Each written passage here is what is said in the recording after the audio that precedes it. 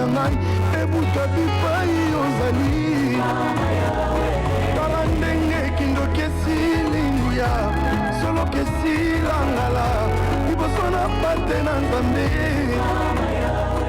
Oh mon Dieu, quand tu dis la chose arrive, quand tu ordonnes elle existe.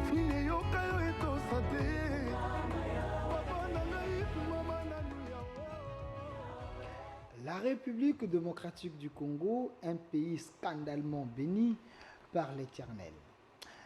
Mais la question que l'on se pose, est-ce que nous avons un peuple conscient de ce que Dieu nous a donné? Pouvons-nous dire que l'Église est en train de faire réellement son rôle selon la Constitution, la Bible ou certains documents qui nous demandent à ce que nous puissions croire à l'être suprême? En République démocratique du Congo, il y a ceux qui pensent que nous avons un peuple inconscient. Sur ce, on se pose la question, quel est l'apport des confessions religieuses dans le développement de la République démocratique du Congo? Avec ces sujets, on a fait l'effort d'aller chercher les hommes capables à décrypter, à analyser avec nous ces grands sujets qui divisent et qui peuvent également nous mettre d'accord sur certains points. C'est votre émission Labo Spirituel. Quand on parle du labo, c'est la partie scientifique. Quand on parle de la spiritualité, vous comprenez, ça peut toucher les religieux ou certaines confessions. Sur ces plateaux, je suis avec Monsieur Trésor Mwamba, lui qui est cadre de l'UDPS, parti au pouvoir. Il est personnalité politique et aujourd'hui, plus, on a préféré les prendre dans son chapeau de l'économiste. Il est ici avec nous. Monsieur Trésor Mwamba, soyez le bienvenu. Merci, Monsieur Delphin. Voilà. De l'autre côté, nous avons la présence de Monsieur Patrice Tshisekedi, lui qui est pasteur au sein de la communauté de l'Église selon les cœurs des dieux, et aussi il est président d'un mouvement citoyen de bâtisseurs du Congo. Monsieur Patrice Tshisekedi, soyez le bienvenu. Merci beaucoup, bonsoir Michel Delphin, bonsoir à nos téléspectateurs, et bonsoir aussi à mes co-débatteurs. Voilà, de l'autre côté, nous avons la présence de Monsieur Mathieu Takizala. Vous le voyez dans plusieurs plateaux, mais c'est quelqu'un qui se bat pour le développement de son pays. Lui, il est DG de l'entreprise spéciale Auto Garage, donc SAG. Il est diaspora, mais congolais, des pères et des mères économistes. Et aussi, il est ici avec nous. Monsieur le DG, soyez le bienvenu. Je remercie Delphin, je remercie les deux compatriotes qui sont dans ce plateau. La spiritualité, c'est une philosophie, c'est une façon de faire, c'est une manière de voir des choses. Et puis vous savez que la République démocratique du Congo, l'Église a aidé pendant longtemps. Si nous tous, nous sommes l'élite d'aujourd'hui, et il y a beaucoup de secteurs que l'Église a aidé, mais malheureusement, il y a une grande scission et que l'Église aujourd'hui, il y a beaucoup des éléments qui manquent par rapport aux enjeux, les défis de la République démocratique du Congo. Cette génération, l'Église doit comprendre qu'il a un rôle très très important, et surtout dans le domaine social. Dans le domaine social, les choses reculent. Le travail qu'on avait dans les années 70 n'est plus dans ce pays. L'exode est devenu l'une des solutions des Congolais, l'exil. Et donc, il faut que l'Église retourne dans ses missions premières. Mais jusqu'à aujourd'hui, je crois qu'il y a des secteurs où l'Église est présente, mais il y a d'autres secteurs que l'Église a reculé. Merci, monsieur le DG Takizala, avec vous. Ce sujet, on va prendre 4 angles. On va parler de l'apport. Quel est l'apport des confessions religieuses dans le développement de la RDC? On a pris 4 secteurs sur le plan de l'éducation, sur le plan éducationnel. On va en parler sur le plan économique, sur le plan social et sur le plan culturel. Mais j'aimerais ouvrir cette question avec M. Patrice Tshisekedi. Mais l'émission est bilingue. Hein? L'émission est bilingue parce qu'il faut faciliter tout le monde pour qu'on comprendre pourquoi dans l'émission d'aujourd'hui, Labo Spirituel, on a choisi sujet OU. Il y a ceux qui pensent que c'est un sujet Yamakasi. Voilà pourquoi on a pris un peu ces castings pour être vraiment édifié. Alors, monsieur Patrice Tshisekedi, prenons le premier point. Le secteur, il y a éducation. L'église, aujourd'hui, vous voyez, l'église, ils ont OEP ton école. L'église, ils ont OEP, ils ont une mission à ébélé. La seconde famille, éducation, il y a depuis 1960, Tilelo, pendant l'indépendance, pensez-vous que l'Église a joué réellement son rôle? Merci beaucoup, M. Delphin, pour cette belle question. Mais pendant que vous m'avez envoyé cette thématique, je me suis rendu compte que je vais essayer un peu de répondre. Mais la question de départ, pour qu'on parle de développement, pour que l'Église arrive un peu à apporter quelque chose à la République démocratique du Congo, on peut travailler très bien dans le secteur culturel, éducationnel, social, mais il y a un élément de base, c'est le secteur économique. Okay. Parce que si l'économie d'un pays ne marche pas, le social ne va plus marcher. Okay. Si le secteur économique d'un pays ne marche pas, même le secteur éducationnel ne va plus marcher. Parce que les enseignants qui doivent travailler, il faut qu'on les paye. Même dans le secteur culturel, vous allez voir que si l'aspect économique n'est pas stable, on va perdre des valeurs sur le plan culturel. Alors d'emblée, je peux vous dire qu'au regard de ce qui se passe en République démocratique du Congo depuis l'indépendance, 1960 jusqu'à aujourd'hui, 62 ans après l'indépendance, vous allez vous rendre compte que ça n'a pas église Moussousou et permettre que le pays puisse un peu asseoir le système d'éducation. Entre autres, je peux citer par exemple l'église kimbanguiste. Okay. Vous allez voir que l'église kimbanguiste, c'est une église qui a comme origine en République démocratique du Congo. Et quand vous allez entrer au sein de cette église, vous allez vous rendre compte qu'il y a des écoles conventionnelles kimbanguistes qui s'occupent de l'enseignement et l'encadrement des enfants. Vous allez vous rendre compte qu'au sein de cette église, il y a même l'université qu'on appelle l'université Simon Kimbangu. Kimbangu, oui, oui. Et vous allez les trouver ici à Kinshasa. Il y a aussi des installations dans d'autres provinces. Mais l'apport, oui, l'église joue, il intervient. Mais il y a une difficulté que l'église des réveils, parce que si on parle des églises, nous, particulièrement l'église des réveils, beaucoup des écoles qui sont au niveau des églises des réveils sont des écoles purement privées. Donc l'État, ce ne sont pas des écoles conventionnées, mais ce sont des écoles purement privées qui appartiennent à des églises des réveils, mais dont le système d'éducation, l'État n'a pas tellement la même mise sur ça. La même mise sur ça. Vous allez vous rendre compte que pour qu'il y ait au niveau de l'éducation, que les choses se développent très bien, il faut que l'État congolais s'intéresse au niveau des églises des réveils qui ont des écoles privées pour savoir comment on peut collaborer. Parce qu'aujourd'hui, vous allez vous rendre compte que l'église catholique est forte. Il a ses écoles, mais vous allez vous rendre compte que l'église catholique qui pouvait aider l'État congolais par rapport à l'enseignement, par rapport à l'éducation, il y a un système au sein de l'église catholique. Il y a maintenant des écoles privées catholiques et des écoles conventionnées catholiques. Et c'est que vous allez vous rendre compte que la plupart des élèves, même quand les gouvernements, les chefs d'État, Félix Antoine Tshisekedi a lancé la gratuité de l'enseignement, vous allez vous rendre compte que l'église catholique se cache derrière ces écoles conventionnées catholiques et ces écoles privées catholiques où ils jouent un peu la stratégie, mais en quelque sorte, c'est ça ce que je peux faire. Merci, M. Patrice Tshisekedi. Vous êtes pasteur. DG, la même question à vous. Depuis 1960, est-ce que l'église, la confession religieuse, l'ensemble est-ce que de façon qu'il y a un secteur de l'éducation, quand même l'État a un moins souffle. Est-ce que l'église a prêté qu'il était moins fort? Je comprends bien mon compatriote pasteur. On dirait le mot privé, c'est pas congolais. Ok. Le privé fait partie de la partie qu'on appelle l'État. La plupart, la majorité des secteurs dans tout le pays du monde, c'est le privé qui joue. L'État a des endroits. L'école publique existe dans tout le pays. Et l'école privée aussi existe dans tout le pays. C'est-à-dire que l'Église catholique est parmi les institutions qui ont formé l'élite que nous avons aujourd'hui. Et l'école catholique, pendant longtemps, dans la partie économique... Soyons bilingues, c'est que... Dans la partie économique que vous dites, et a joué aussi le rôle économique. Moi, je suis né à Kikwit. Je me rappelle que le seul moulin de la ville de Kikwit, quand on était enfant, ça faisait partie de l'église catholique.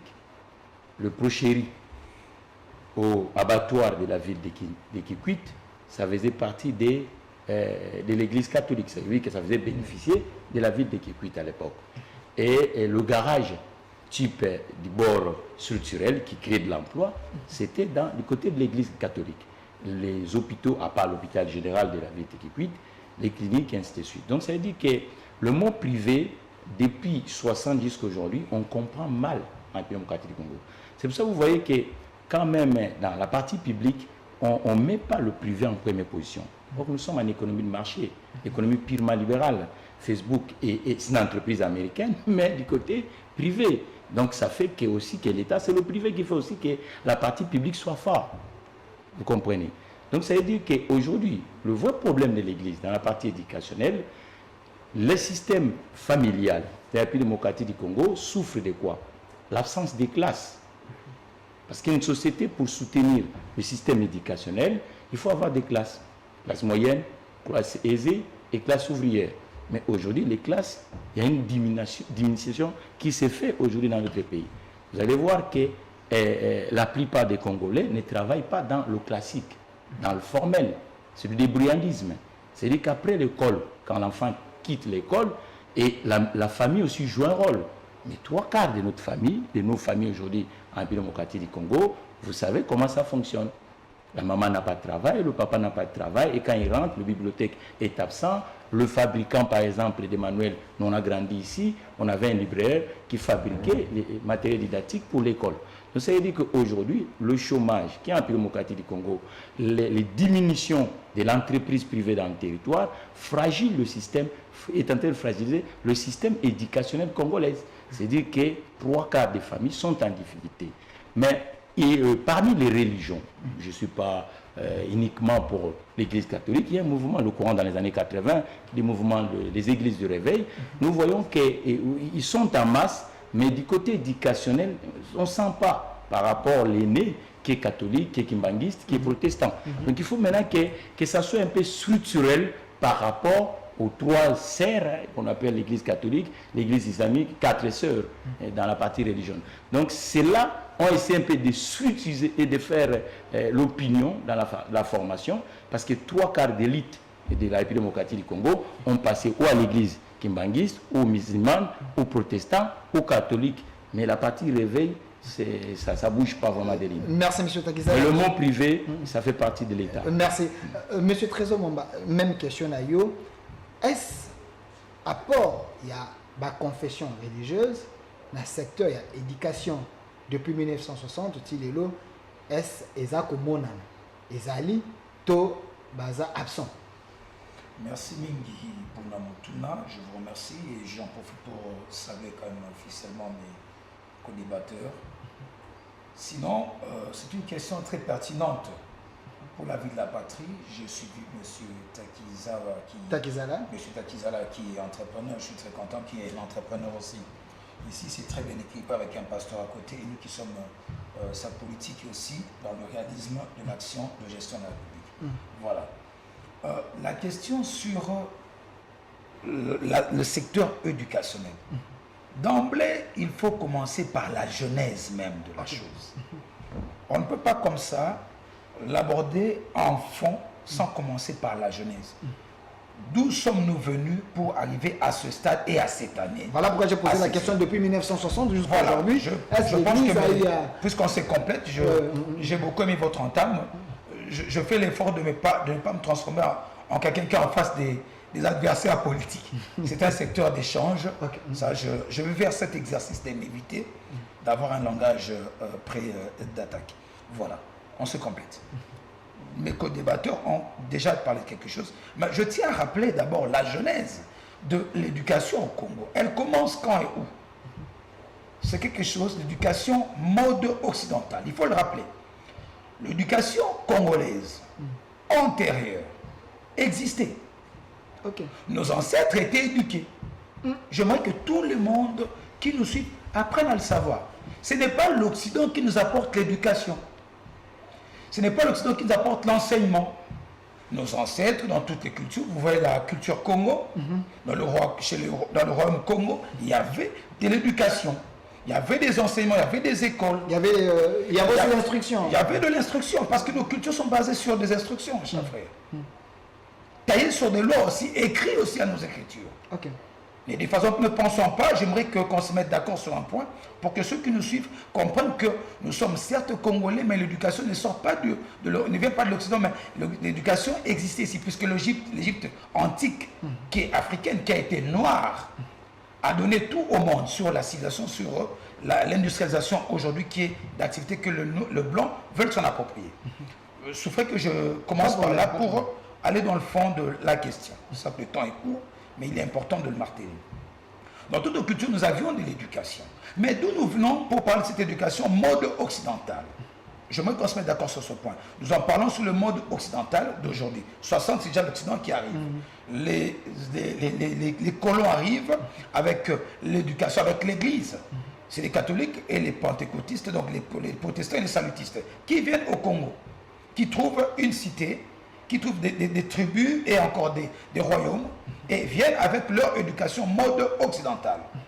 Laquelle éducation a pris son cours. Vous avez vu nos pères de l'indépendance, qu'on appelait les intellectuels et tous les évolués. Les évolués de l'époque. Les évolués de l'époque avaient un certain niveau d'études qui était limité en 6e primaire, ou je vois 6e primaire, ou 4e primaire. Ça suffisait pour eux. Et est venu le temps des indépendances, 60 pour le Congo. L'éducation a évolué. Nous avions ceux qui étaient les primériens, et vient la génération des universitaires, les premiers universitaires, avec le Valium et tout ça, l'ULB et toutes ces universités qui sont arrivées. L'éducation a été d'abord, mode occidental, je précise, a été l'œuvre de l'Occident, qu'ils nous ont apporté, selon ce qu'ils ont prétendu avoir d'eux. Si nous entrons dans le fond, l'Afrique a été pour beaucoup l'Égypte antique et nos ancêtres. Et l'évolution de l'éducation au Congo aujourd'hui, nous devons reconnaître qu'aux années 60, le Congo était très avancé. Sur le plan éducationnel, 60-70, jusqu'à les années 70. Il y avait même les Haïtiens qui venaient ici. Les Sud-Africains qui venaient. Plusieurs étrangers venaient étudier, laissez-moi entamer mon idée, depuis aller trop souffler.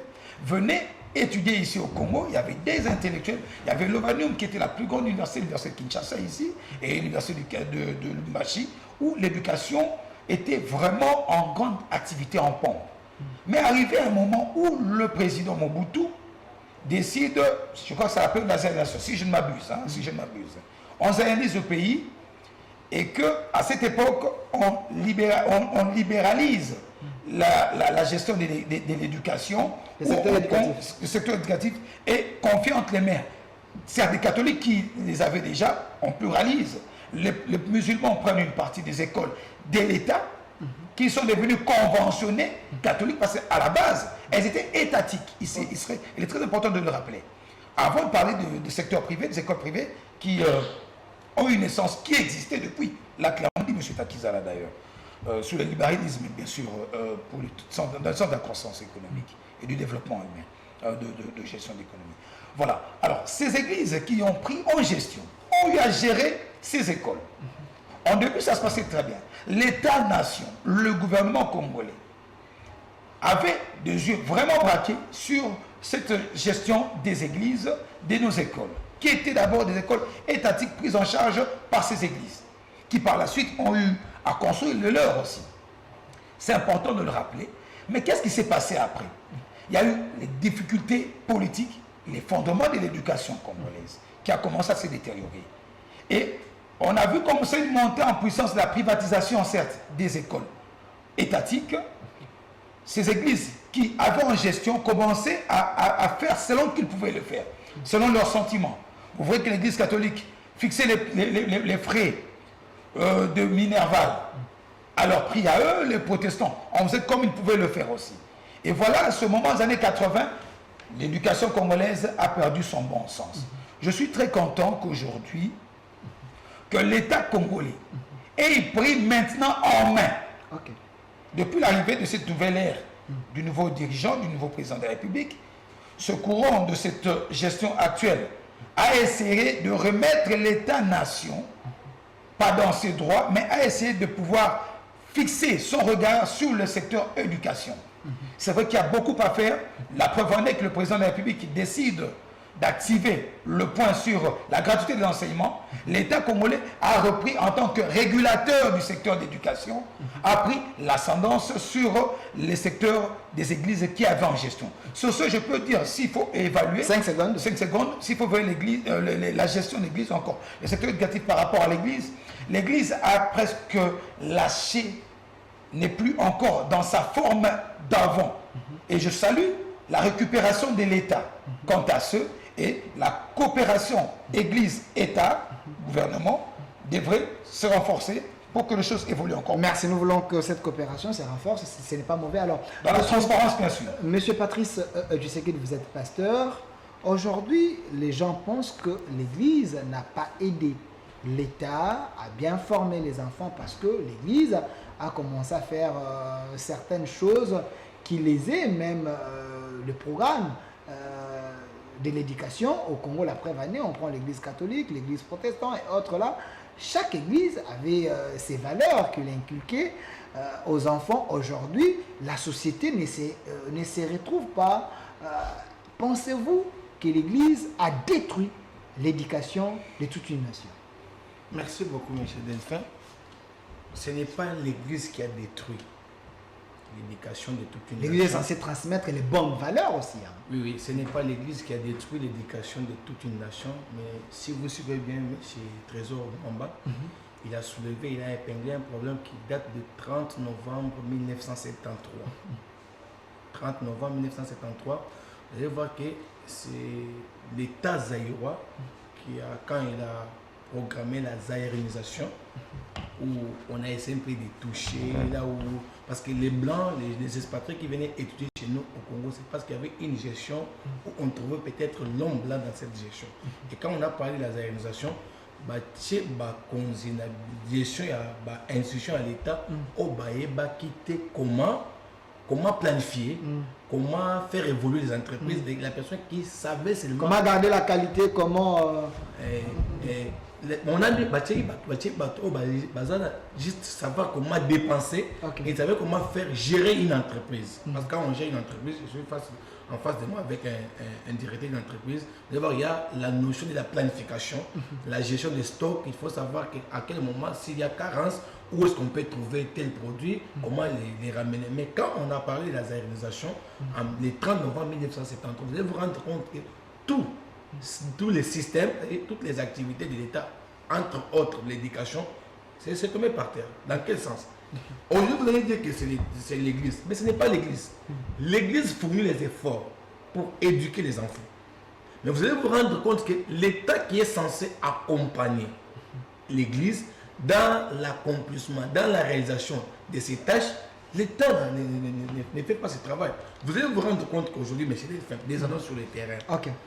Réfléchissons, parlons pratiquement congolais, ce qui se passe. Vous allez vous rendre compte que est-ce que c'est l'Église qui a permis à l'État congolais qu'il y ait des boissons alcoolisées dans chaque coin de l'avenir qu'on est en train de vendre et les enfants s'enivrent à 1000 francs, quelqu'un doit être ivre à 7 h du matin. Et c'est l'Église? Une très belle question.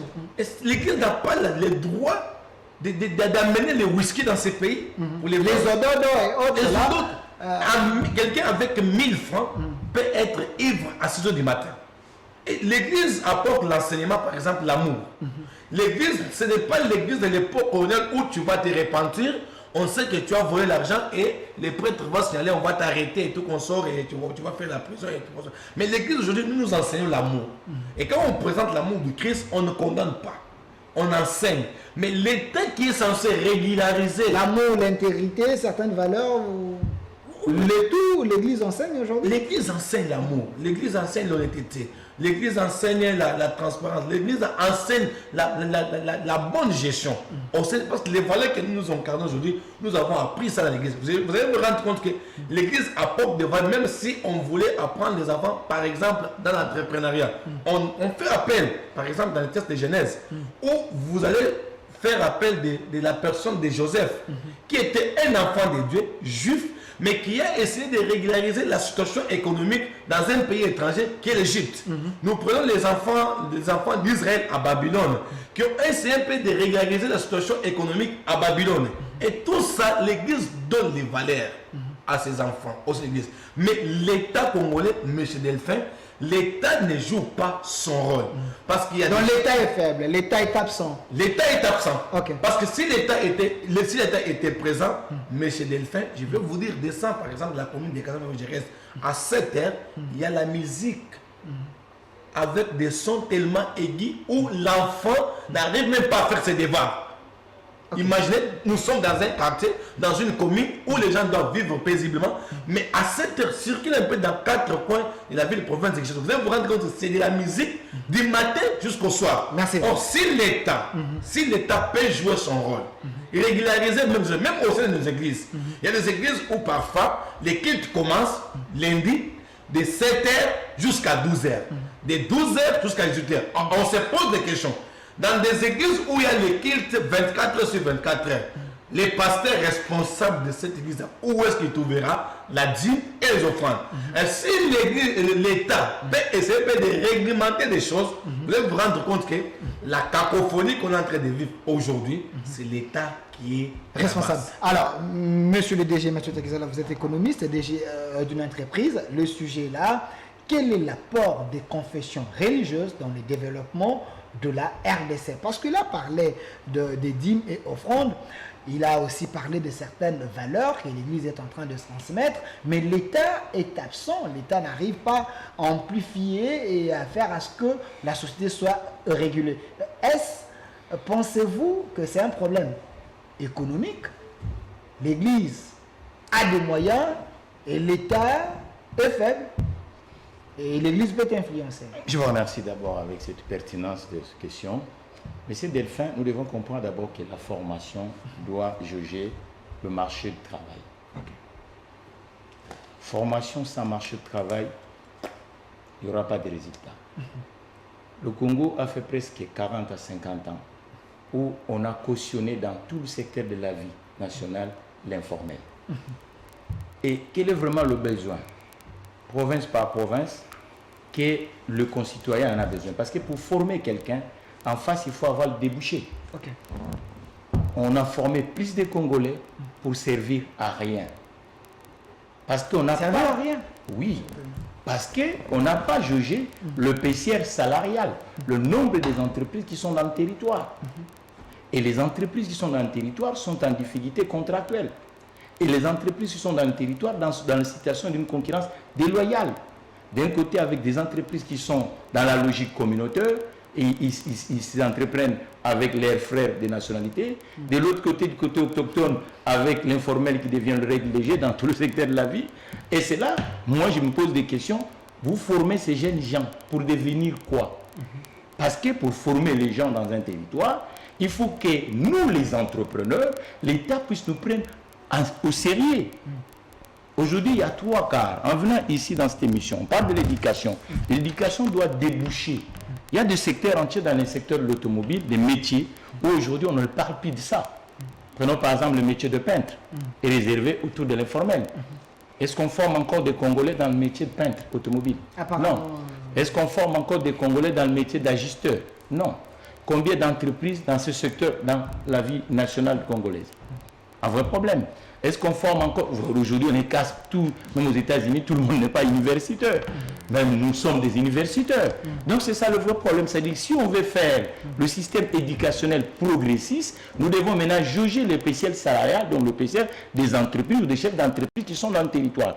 On ne nous associe pas en 3 quarts de temps. Donc quand vous n'associez pas les chefs d'entreprise, maintenant vous allez les former. Nous avons une institution de formation professionnelle. En venant ici, je demande au père de l'Église de nous soutenir. Un projet sans projet économique autour des secteurs de l'industrie de l'automobile. Où j'estime en tant qu'économiste, et on doit aller dans le terrain pratique. Évitons littérature, ça ne sert à rien. Okay. Le pays est en ruine sociale. Donc il faut maintenant qu'on avance. Sans projet économique sur les 26 provinces, la République démocratique du Congo, le projet doit être financé à l'auteur de 25 000 $. Et qui va nous créer dans chaque province, chaque projet doit créer 10 emplois parce que les jeunes gens ne se retrouvent pas. Un projet autour des tauliers, un projet autour des... Et c'est ce qui est spécial, autour de l'entreprise que je dirige, mettre sur l'espace public. Nous devons maintenant, c'est ça la vraie formation. Et un projet, par exemple, autour de l'électricité automobile, le projet autour de laveur automobile. Ces métiers aujourd'hui, à travers toutes les villes congolaises, il n'y a pas assez de boîtes qui fait. C'est toujours casé du côté de l'informel. On le regarde, on cohabite avec. Or, c'est là où on doit former les jeunes générations pour qu'ils puissent nous aider.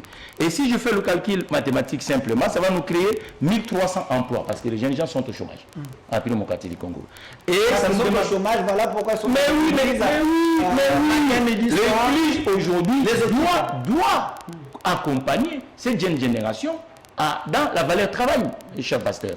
La valeur travail recule en République démocratique du Congo. Là en face, vous avez un chef d'entreprise qui estime qu'il y a des secteurs entiers, des métiers entiers qui reculent en République démocratique du Congo, mais nous consommons ces métiers du côté de l'informel. Et l'enveloppe budgétaire, ça va nous faire 750 000 $. On peut la trouver. Il y a plusieurs confessions religieuses. C'est-à-dire que... Est-ce que les confessions religieuses ont l'argent? On peut là. Oui, mais l'argent, c'est quoi? L'argent, c'est d'abord les idées, comme nous cochons. Et c'est comme ça. Il ne faut pas former un jeune homme qui vous dit qu'il est licencié et pour rester dans la rue. Il faut que, dès qu'il finisse sa formation, qu'il trouve une entreprise qui va le gagner. Et là, on dit on peut former les gens. Depuis 60 jusqu'à aujourd'hui, 3/4 des Congolais qu'on a formés, ou ils partent en exil, ou ils sont chômeurs, ainsi de suite. À quoi sert? Or, l'école doit être l'école laïque, l'école républicaine, l'école dans l'ascension sociale. On ne se forme pas pour rester chômeur. On se forme pour aider la République et pour trouver des solutions. L'ironie de l'histoire, 40 ans durant la République démocratique du Congo, ceux qui sont formés, nous ne créons rien. Le prévané, le maïs, nous ne le produisons pas. Et on est obligé d'aller chercher ailleurs. Nous avons un système agricole. Nous avons les bâtisseurs. Nous avons un système agricole. C'est déficitaire le secteur de l'agriculture en République du Congo. Elle est familiale. Il n'y a pas de grande exploitation.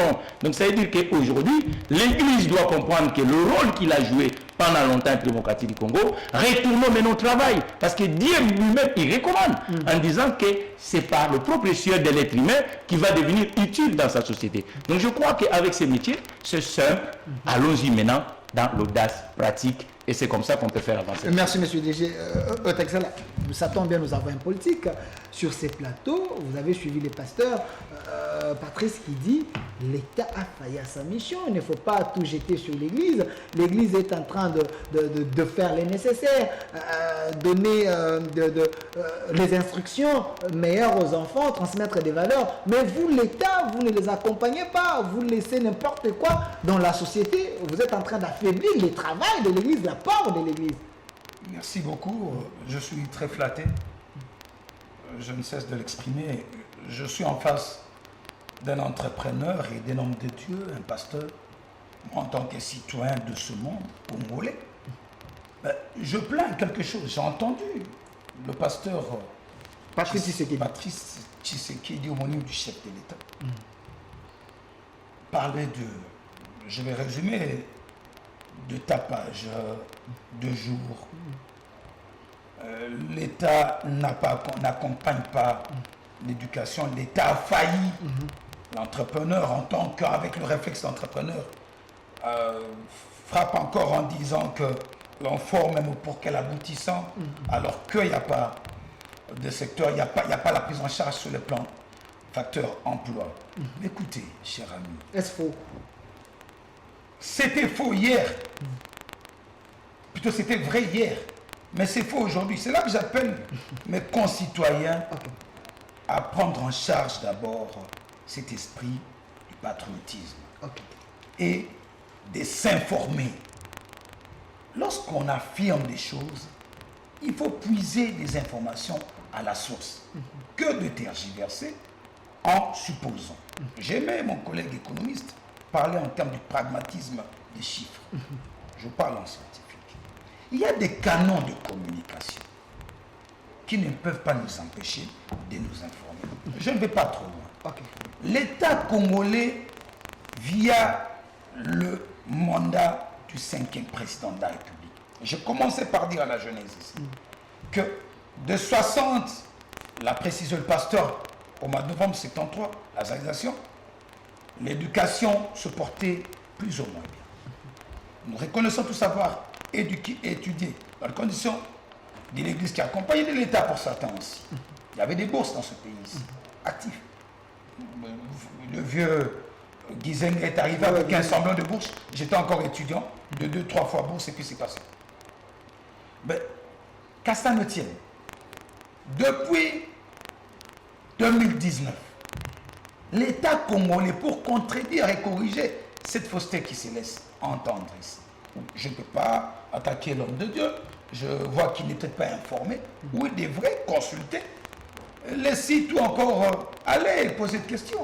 À qui de droit? Il y a le ministère de l'enseignement primaire et secondaire, le ministère de l'enseignement universitaire, ils peuvent bien vous outiller. Il y a des sites, il y a des réseaux sociaux. À l'heure actuelle, allons en chiffre par chiffre. Ok. Allons en chiffre. Permettez-moi. Parce qu'il a cité Autour, il a cité l'État. Je corrige en disant que l'État congolais, via l'actuel régime, nous, dans le principe de continuité de l'État, nous encaissons, l'État encaisse son erreur de 73, allant de 73 jusqu'aux années 2018. Ok. Arrivé en 2019, le nouveau président de la République, avec son gouvernement, je salue le travail qu'a l'actuel ministre de l'EPST, Mouaba Tony. Tony Mouaba. Nous sommes en 2019. La situation de l'éducation congolaise, la situation des enseignants, des écoles étatiques. Nous avons des écoles, le nombre d'écoles de 60 en 2018, 41 739 écoles. Le nouveau régime arrive en 2019. Il n'y a pas eu d'avancement quelconque avant. Le nouveau régime arrive. En 2019 jusqu'à nos jours, nous passons de 41 739 à 64 889. Je vous informe, ça a encore augmenté. Les indicateurs nouvelles seront communiqués. Une augmentation estimée de combien? De 23 153 écoles. En l'espace de 4 ans. L'État, que l'on nous dit ici, qui est absentéiste. Je reconnais, étant fils de ce pays, qu'il y a beaucoup à faire d'entrée de jeu. Je n'ai pas en contradiction avec le pasteur qui a ses avis, mais je veux le confronter aux chiffres, ainsi que l'entrepreneur. Je comprends les attitudes des entrepreneurs. Je respecte. Parce que c'est leurs chiffres, c'est leurs intérêts qui comptent aussi. Ça, c'est l'État. Il y a 55% d'augmentation. Je quitte là, je ne serai pas trop long. Nous avons, en termes de nombre d'élèves primaires, les écoles publiques, nous avions 14 319 487 000 élèves. Ok. Avec le programme où il y a des accompagnements des institutions internationales, certes, mais l'État s'y est mis pour encourager l'éducation de l'enfant, de la fille. Nous avons passé de 14 millions quelques chiffres, à 20 441 415 000 élèves. Estimé à combien? À 6 121 928 élèves. Mais en termes même d'augmentation des salaires des enseignants, que depuis 2019 à nos jours, je vais croire quand même après, on va échanger sur cela, c'est pour jeter pour dire quoi? Qu'il ne faut pas affirmer des choses sans avoir les éléments. Allons sur le plan des écoles privées. Aujourd'hui, depuis l'entrée de ce régime, de l'État, nous encaissons l'erreur de l'État en tant que personnalité publique, en tant que fils de ce pays. Connaissant comment ça gouverne l'État. Le régime actuel, où l'État-nation, la RDC, le gouvernement congolais, a comme ça répertorié pour une première fois. Aujourd'hui, il y a un système qui permet à identifier toutes les écoles privées où on peut orienter, chose qui ne s'est jamais fait dans ce pays. Ça s'est fait sous l'ère Tshisekedi. Je ne veux pas politiser l'échange, c'est une échange citoyenne et on n'est pas entre adversaires ici, on se complète. J'aimerais corriger ça parce qu'il ne faudrait pas que les Congolais qui nous suivent et les partenaires qui nous suivent se disent que rien n'est fait. Non, il y a beaucoup qui est fait depuis l'avènement de ce régime. Et j'encourage l'État congolais à prendre ses responsabilités. Allons sur le point de tapage. Voilà. Le pasteur arrive. Tapage nocturne. Non, de jour, même pas de journalier, de jour. Tapage en général. De tapage en général. Mais je plains l'Église. Ce n'est pas l'entrepreneur qui va me contredire ici. L'Église, aujourd'hui, je prends à témoin les propos du pape François Ier, qui interpelle à Notre-Dame de Fatima, c'est Notre-Dame du Congo. Le pape parle de quoi? C'est un homme d'église, c'est un cas parmi tant d'autres. Le cas du pape François. qui est passé chez nous ici, en tant qu'homme d'État et homme d'église. Il dit, l'affairisme, le business au sein de l'église n'est pas permis. Homme de Dieu, vous n'avez pas cette mission, cette vocation-là. La mission de l'église est sociale et de l'entraide. C'est ça la mission premium. Je comprends que M. Takizal, en tant qu'entrepreneur, lui, il ne voit que ses chiffres comme intérêt. Lui, travaille pour la mathematisation. Mais à côté de cela, il y a, je ne m'attaque pas à vous. Je parle de l'entrepreneur. Je ne suis pas sur vous. Je ne fixe pas. On vend mal l'entrepreneur. Non, laissez-moi finir ma pensée. C'est parmi les gens qui font aussi l'évolution de société. Oui, c'est ce que je dis. Non, je ne suis pas contre vous. Je finis ma pensée, s'il vous plaît. Merci. Que je dise quelque 5 chose. secondes, 5 Je secondes. parle pas de vous. Vous êtes un cas parmi les entrepreneurs. Bon. Je parle des entrepreneurs. Je représente les entrepreneurs. Voilà, assumez quand même. Les entrepreneurs, moi j'assume le côté étatique. Les entrepreneurs, quand ils ont un business, c'est pour d'abord en premium, en tant qu'économie, c'est quoi? Avoir des bénéfices. Le côté social, ça c'est un aspect humaniste qui peut advenir dans l'esprit de l'entrepreneur. Dans le libéralisme, ça, le monde d'intérêt. C'est ce qui anime. Mais l'Église a le rôle social. Mais au-delà de ça, qu'est-ce qui se passe? En termes de tapage, aujourd'hui l'Église, c'est qu'elle nous donne comme spectacle. On nous prend les fils et filles du Congo qui doivent aller chercher de l'emploi, aller créer les emplois, aller créer les initiatives du matin au soir. En otage. J'ai mon voisin où il y a mon bureau privé quelque part dans la cité de Kinshasa, non loin d'ici. Mais c'est le lundi qu'il y a la prière. Je suis un chrétien. Et avec quel baffe? Ok. Le son est redondant à un niveau dont tous les enfants de l'immeuble où il y a mon bureau privé ne savent même pas travailler.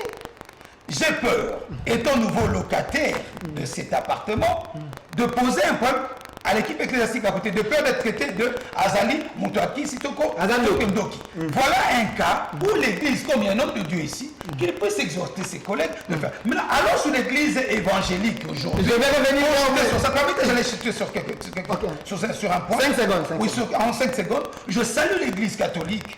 Je salue l'église protestante, l'église kimbanguiste, l'église islamique étant l'église salutiste, l'armée du salut, qui, ceux-là, ont certes accompagné l'État dans sa mission. Et moi, je félicite l'État congolais d'avoir décidé aujourd'hui de reprendre les choses en main, en collaboration avec l'Église, mais que l'Église évangélique arrête aussi de nous donner des spectacles d'un esprit d'affairiste. Aller dans leurs écoles privées, c'est pire. Merci.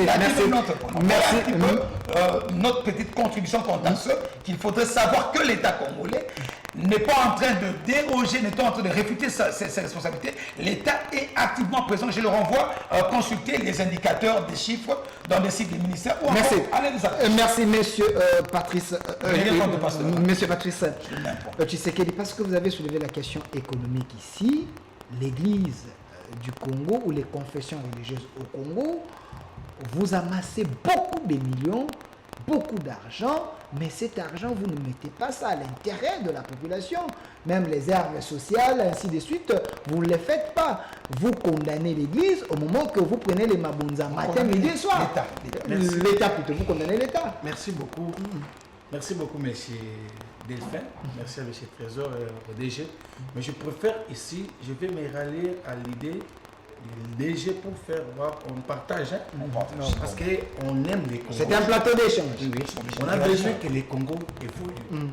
Permettez-moi de lire un texte. Ok. Je suis dans Genèse chapitre 41. Enfin, il y a un verset. Le verset 31, je prends le verset 33 et le verset 34. J'ai la parole du Seigneur.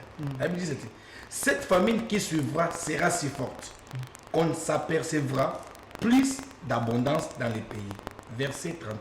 Maintenant, que Pharaon choisisse un homme intelligent et sage qu'il le mette à la tête du pays d'Égypte. Que Pharaon établisse des commissaires sur le pays pour l'élever 1/5 des récoltes de l'Égypte pendant les 7 années d'abondance. Je prends le texte ici pour aider les peuples congolais et soulever quelque chose. Je répète bien mes phrases. L'État congolais a failli dans le système de l'éducation. Parce que tel que M. Takizal avait le soulevé à ses livres, on forme sur base de la demande et de l'offre. La qualité, là, oui, nous avons des écoles, oui. 64 889 écoles, oui, c'est bon. Fatih s'est bâti, il y a des écoles. Mais comment vous formez? Sur quelle base vous formez? Vous formez les personnes pour avoir les diplômes et rester chez Les généralistes ou les spécialistes? Parce qu'il faut chercher dans quel secteur où il faut orienter la formation. Ok. Parce que on va réfléchir. En République démocratique du Congo, précisément dans la ville-province de Kinshasa, est-ce que dans cette ville-province de Kinshasa, il faut former les géologues? Non. Mais pour mieux former les géologues, il faut les amener à Likasi, à Lubumbashi, à Lualaba, où il y a des mines, où il faut les former en pratiquant et en vérifiant les minéraux qui sont là-bas.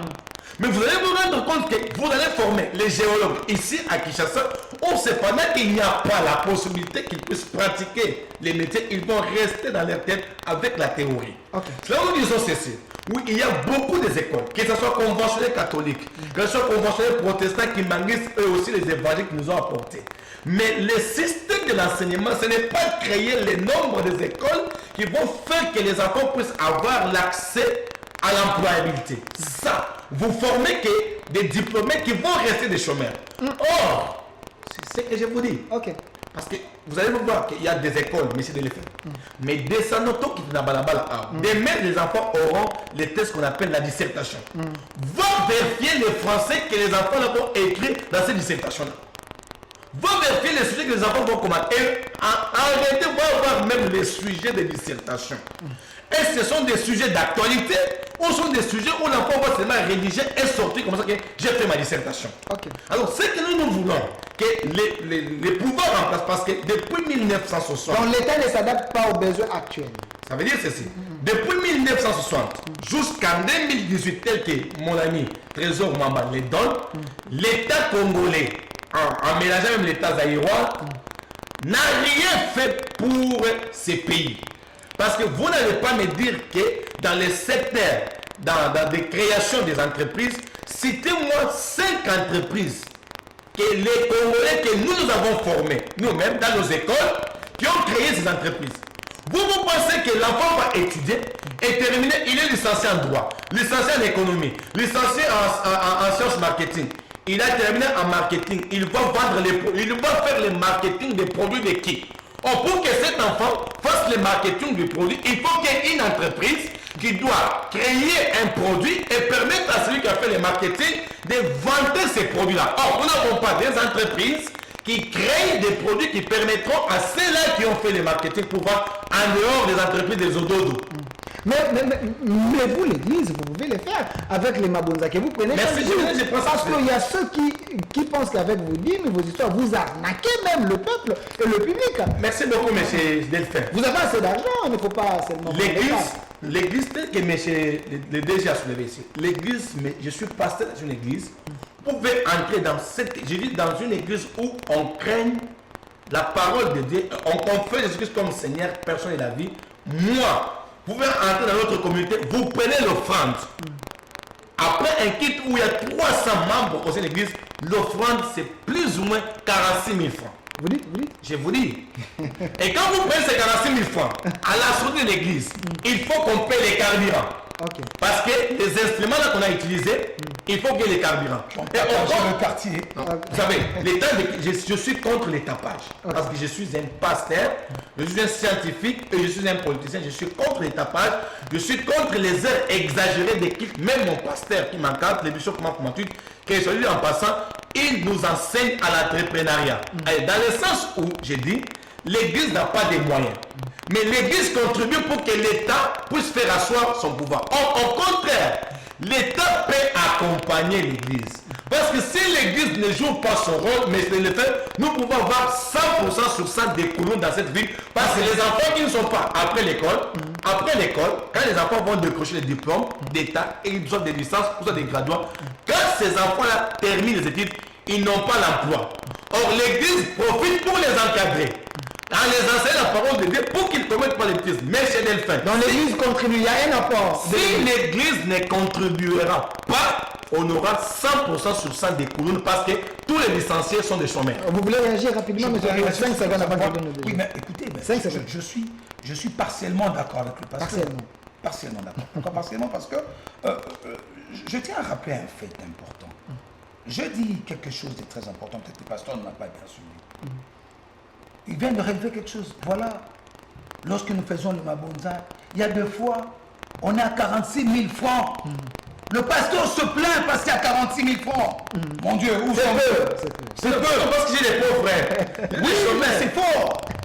C'est trop fort, c'est intéressant, ça vient d'un pasteur. Monsieur le pasteur, le rôle de l'Église est social. Je tiens à vous le rappeler.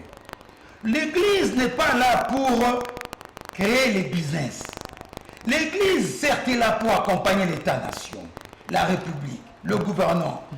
À quoi? À encadrer les âmes et les enfants de Dieu. À leur rappeler que M. Francis, M. Delphin, Univers Télévision, payez vos taxes et impôts.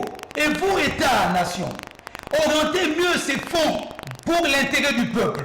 Et le peuple, comment va-t-il trouver son gain de cause? C'est en créant des emplois et des entreprises. Améliorer les conditions pour que M. Takizala crée son entreprise et qu'il puisse repayer les taxes. Mais la plupart de nos églises, je mets mon doigt à couper, je ne défie pas l'église.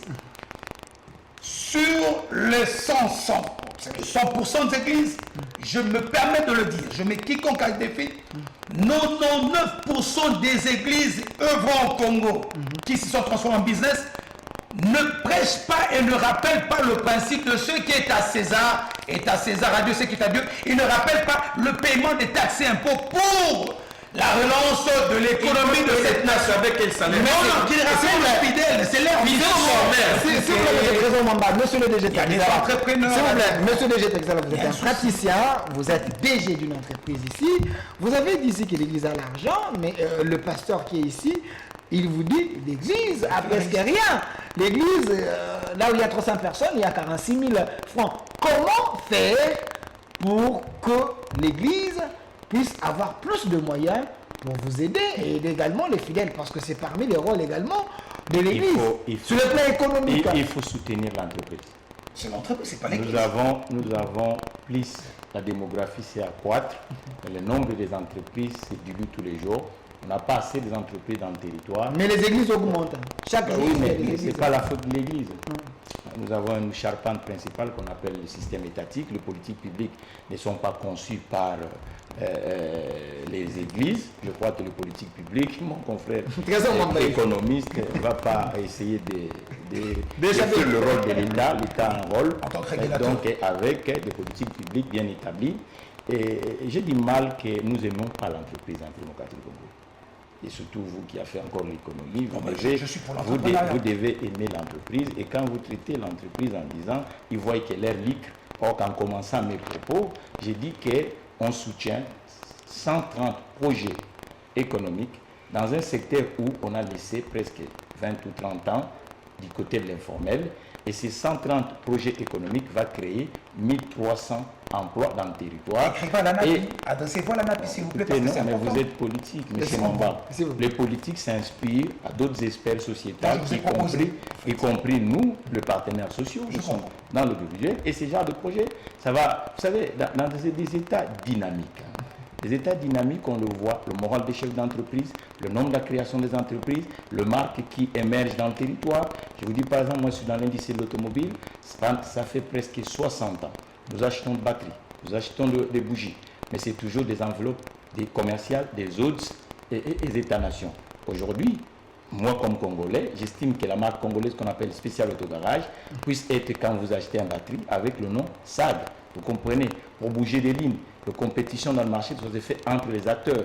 On ne peut pas laisser que uniquement. Et ça, c'est le rôle de l'État que vous êtes en train de représenter dans cet endroit. Ça veut dire qu'il faut maintenant soutenir le hub comme SAG, que nous puissions avoir, parce qu'aujourd'hui, la prédation économique dans le territoire congolais, avec ce qu'on appelle les entreprises en situation de monopole, de ne pas avoir les marques locales premium qui peuvent permettre au niveau du pouvoir d'achat des Congolais, vous devez aimer l'entreprise, les politiques. Si vous voulez avoir un socle productif en pays démocratique du Congo dans tous les secteurs, il faut que vous puissiez subventionner la création d'emplois et la création des entreprises en pays démocratique du Congo en donnant aux chefs d'entreprise les débouchés contractuels. Cher Mwamba, on ne peut pas avaler l'informel comme nous sommes en train d'avaler d'aujourd'hui. Vous savez, il est du mal avec la génération de politique d'aujourd'hui. Vous crucifiez l'entreprise. Vous n'aimez pas l'entreprise. C'est ça le vrai problème. Vous imaginez dans l'économie de marché, vous êtes économiste comme moi, l'économie de marché, et dans tout le pays du monde, même dans le marché domestique, vous estimez-vous errer que le marque des capitaux, et que c'est là où je rejoins le pasteur, nous avons une école de commerce. Combien d'étudiants qui ont quitté 60 ans d'Iran, la République démocratique du Congo, qui ont créé des sagas congolaises et qui partent même dans le marché. Et ça, c'est le rôle de l'État que vous êtes en train de représenter comme politique. C'est-à-dire que comme politique, vous devez écouter les professionnels sectoriels que nous sommes et nous pondons beaucoup des idées. Ça, c'est génial. C'est pour l'intérêt de la République démocratique du Congo. Et là, le politique, si vous faites le mixage avec nous, moi, j'ai tant de projets que je mets à la disposition de la République démocratique du Congo pour qu'en un temps record, nous puissions avoir des améliorations dans le territoire congolais. Nous ne devons pas laisser 40 ans durant ces concitoyens dans la misère sociale et que les gens ne travaillent pas. Vous savez le taux, moi je suis l'économie du bord financier et bancaire. Vous savez le taux des gens qui ont un compte en banque à la République démocratique du Congo, c'est déjà un indicateur dans le système économique. Ne dépasse pas 10%. Vous savez les taux des gens qui ont l'ouverture d'électricité, ça ne dépasse pas 20%. Vous savez les gens qui ont l'eau potable, ça ne dépasse pas 20%. Vous savez les gens qui ont un logement, ça ce sont des débouchés. Et c'est là il faut faire, et l'Église, et l'État, en mixant avec les entreprises, que nous puissions avancer. Dans tout le pays du monde, cher Mwamba, l'entreprise a un rôle. Si nous avons Facebook, si nous avons Apple, oui, l'État américain, parce que l'ingéniosité de l'entreprise. Le problème est que vous voulez faire le conflit entre le monde de l'entreprise et le monde de la politique. Ce sont des frères jumeaux. Ils doivent travailler ensemble. Merci. Parce que c'est autour de l'entreprise qu'on va bâtir la République démocratique. Merci, monsieur le DG Takizala. On me fait signe. Vraiment, on est à la fin. Je veux vous donner le mot de la fin, une minute pour terminer. Mais avec cette question, parce que c'est parmi les questions qu'on avait prévues. Et le sujet d'aujourd'hui, c'était quel est l'apport des confessions religieuses dans le développement de la RDC. On a parlé de l'éducation, on a parlé également de l'économie, mais la dernière question, c'est sur le plan social. Monsieur Trésor Mwamba, vous représentez l'État, l'Église est là. Qu'est-ce que l'État peut faire pour pallier aux problèmes sociaux de la nation? Il ne faut pas tout laisser, c'est mal l'Église. Oui, ben déjà que M. Takizala a dit quelque chose d'intéressant, je me renvoie à le dire, je me sens dans l'obligation de lui dire, de lui qui parle, que je n'ai pas le droit de poser des questions ici. Je suis très content de voir des compatriotes remplis d'ingéniosité comme ça, d'initiative, et je ne vois pas pourquoi l'État congolais ne devrait pas accompagner l'entrepreneuriat congolais. Aujourd'hui, je vous donne un cas du ministère de la Jeunesse, les jeunes, je ne vais pas là. Avec le ministre Guillaume Bonkoulou, qui est en train d'encourager l'entrepreneuriat de jeunes, où il y a 2 fonds qui sont disposés. Il y a l'ANAPI aussi qui joue un peu ce rôle. Je me demande si peut-être M. Takizala, auprès de nous, s'est-il adressé, mais je peux lui dire aussi qu'il y avait une légèreté dans la gestion de la République d'avant. Mais aujourd'hui, il faudrait que l'on puisse encourager les entrepreneurs locaux, nationaux, raison encore de cette situation des nationaux, à encourager l'entrepreneuriat national. Nous voyons aujourd'hui les expatriés, parce que lui est de la diaspora, il ne considérera pas. Aujourd'hui, le Mali, ses débouchés reviennent beaucoup plus sur les Maliens de l'étranger. Les entrepreneurs maliens qui viennent avec leur intelligence, leur savoir, avec leur contact, ils viennent créer des entreprises chez eux et ça marche bien. Et c'est ça que moi j'encourage en tant que Congolais, que l'État accompagne dans le fond l'action de nos entrepreneurs nationaux. Je crois qu'au-delà de l'émission, on aura échangé avec M. Takizala en dehors du plateau pour essayer aussi de l'orienter à bon escient et pour qu'il puisse avoir quelque chose. Parlons du côté social. 30 secondes. En 30 secondes. C'est-à-dire, c'est quoi l'action sociale de l'Église? Qu'est-ce que l'État peut faire pour ne pas laisser le fardeau, c'est mal l'Église? Non, mais l'Église doit être sincère. L'Église n'a pas que ce fardeau. Depuis 2019 jusqu'à ce jour, l'État congolais, je préfère parler de ce régime, a encaissé les erreurs d'avant et a proposé des pistes de solutions, a mis en action des actes qui ont démontré, qui démontrent aujourd'hui qu'il y a une volonté manifeste. Les paiements des enseignants a été revu plus ou moins à la hausse. Il faut qu'on ait un suffisant d'enseignants. Il faut qu'on puisse revoir encore. Il y a plusieurs images, des actions sociales. Il y a des actions. Aujourd'hui, l'État congolais, via son ministère de l'EPST, est en train de doter des écoles, des bancs et autres. Aujourd'hui, l'Église aussi en train de jouer son rôle. Moi, je proposais que l'Église évangélique s'implique aussi davantage, comme le fait les églises pentecôtistes, kimanguistes et autres. L'action sociale de l'Église n'est pas se plaindre si c'est le cas. Donc, on a affaire à d'autres entrepreneurs. L'Église n'est pas une structure d'entreprise, a un caractère social d'accompagnement et un caractère spirituel pour nous prêcher le royaume de Dieu. Et merci, merci, M. Trésor Mwamba. Donc, il ne peut pas se plaindre pour un financement quelconque. Eux sont là pour accompagner. Merci. Pasteur Patrick Tshisekedi, le mot de la fin. Qu'est-ce que vous pouvez faire pour que les gens sentent votre apport pour le développement de la RDC sur le plan social? Merci beaucoup. Sur le plan social, je vais rectifier quelque chose. L'Église ne se plaint pas pour qu'il y ait des financements auprès de l'État, mais l'accompagnement de ces gens-là, licenciés, gradués au sein de l'Église, qui n'ont pas la possibilité avec leurs projets, parce que l'Église n'a pas la capacité de financer. Ok. Et je vais répondre par cette réponse. Matthieu chapitre 24, Matthieu chapitre 25, le verset 15, la Bible dit ceci. On présente le parabole d'un roi, d'un chef qui dit, la Bible dit, il donna 5 talents à l'un, 2 à l'autre, un troisième 1 et à l'autre 2 talents. Ça veut dire ceci. L'État congolais parle de la croissance économique, n'est-ce pas? Ça veut dire qu'il y a production, il y a le financement. Mais si l'État, aujourd'hui nous parlons de budget de 16 milliards, maintenant, pour que les social arrivent et vendre dans Mboka, M. Delphin, le social ne commencera jamais au sommet. Mais pour qu'il y ait un développement, qu'il y ait la stabilité au niveau social, il faut qu'il y ait les partages, il y a un terme économique, on parle la rétribution. Il faut savoir comment diviser, donner à chaque population selon la classe sociale, afin que si cette population-là est à mesure de trouver les moyens qui peuvent lui permettre d'entreprendre ses propres projets, l'État congolais. On va vous inviter prochainement. L'État nous fait des promesses. C'est ça, c'est le roi de l'Église. Monsieur le DG, 30 secondes. On retient quoi? Bon, en tout cas, Delphin, je pense que nous n'avons pas le temps à perdre dans la démocratie du Congo. Nous devons aller vraiment dans une vitesse fusée parce que la misère est dans nos points et la population congolaise, on doit vendre le rêve congolais. Le rêve congolais, on doit retourner la valeur travail. Et quant à mon frère, je dirais qu'actuellement, nous demandons à la jeunesse congolaise d'envoyer via le contact de M. Takizala ceux qui veulent entreprendre dans le domaine de l'automobile en démocratie du Congo. Nous avons besoin de 130 projets à travers les 26 provinces. La démocratie du Congo, le métier d'électricien, le laveur d'automobile, le peintre, l'ajusteur, ainsi de suite.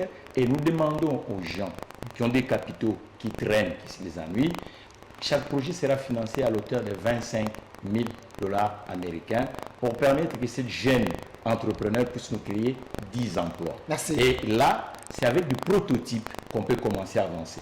Merci. Et quant à mon frère, je vous dirais que je suis économiste. On sait comment on élabore le projet. Et ça fait 4 ans que je suis à Kinshasa. J'ai contacté toutes les institutions de l'espace. Et je suis en train de chercher à me voir M. Tshisekedi lui-même parce que c'est lui qui est aujourd'hui le premier des Congolais. Merci. Il y a plusieurs projets que nous avons avec la marque SAG pour que nous puissions, pour une fois, que M. Tshisekedi puisse être fier et dire voilà, il n'y a pas que les Américains qui peuvent avoir un Zuckerberg et que le Congo peut avoir aussi les remplaçants des docteurs. Merci, M. Takizala. Il a réparer les institutions. Merci. Vraiment, le temps nous fait défaut. Il y a autant de messages. Sur ce plateau, j'étais avec M. Patricia Tshisekedi, qui est pasteur. Merci d'avoir répondu à notre invitation. M. Trésor Mwamba, qui est un politique, cadre de l'UDPS, économiste et personnalité politique. Merci d'avoir répondu à notre invitation. Également à M. le DG Takizala, qui est chef d'entreprise, économiste et diaspora. Merci. J'aimerais bien avoir d'autres chefs d'entreprise en démocratie du Congo. Je ne suis pas là pour les intérêts libres comme on pense. Merci. Un entrepreneur, c'est déjà quelqu'un qui a même l'innovation et qui crée des emplois. Le sujet d'aujourd'hui, c'était quel est l'apport des confessions religieuses pour le développement de la RDC. Vous avez compris, il y avait un politique, il y avait un pasteur, il y avait un chef d'entreprise, tout simplement pour vous permettre à bien comprendre comment les choses évoluent dans notre pays. Derrière la caméra, il y avait M. Nonon qui était là. Et côté réalisation, je vois M. Fils et Phil, très belle réalisation. Restez fidèles à ces programmes. C'est chaque dimanche à 20h. Rediffusion lundi à 13h05, cette émission. La Voix Spirituelle. Au revoir. Maya Zinate, Amatana Lola sans fusée, à défier la force des pesanteurs. Meninoyo, Nipepe na monge to sakaye. Oye melawa, Obenga kaye mpandanjile. Apanga na simate.